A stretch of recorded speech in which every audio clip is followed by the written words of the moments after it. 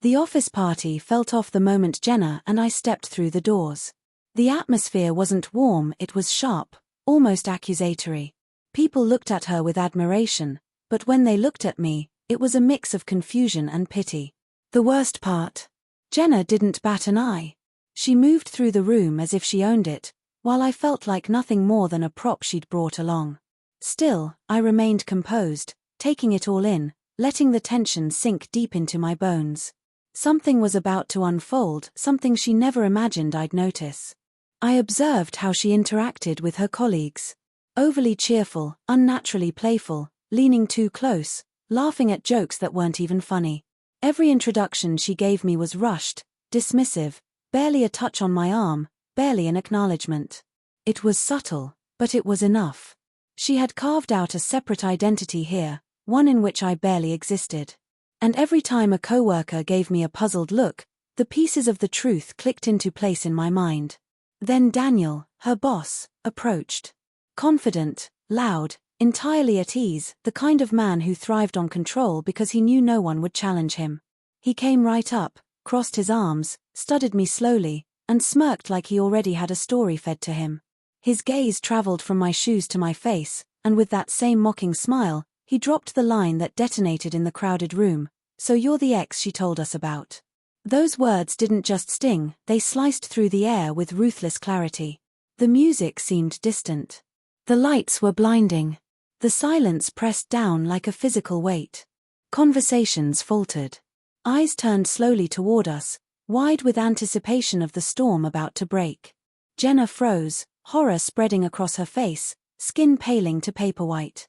She looked like someone caught in the dock of a courtroom. I didn't glance at Daniel first. I studied her, and suddenly, everything was clear.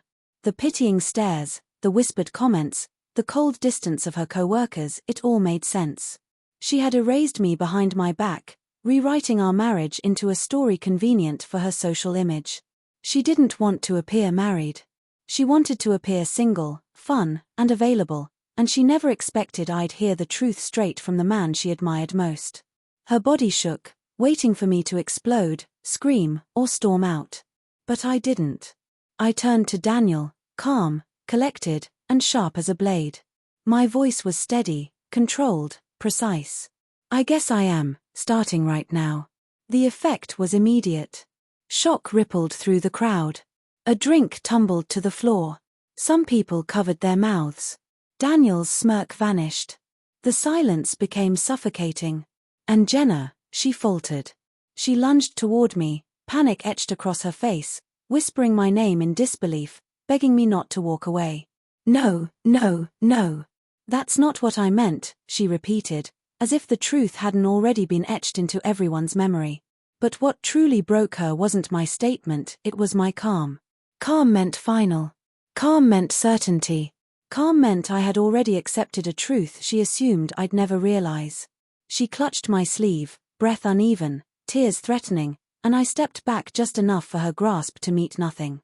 For the first time in years, she understood she had no control. Her co-workers stared openly now.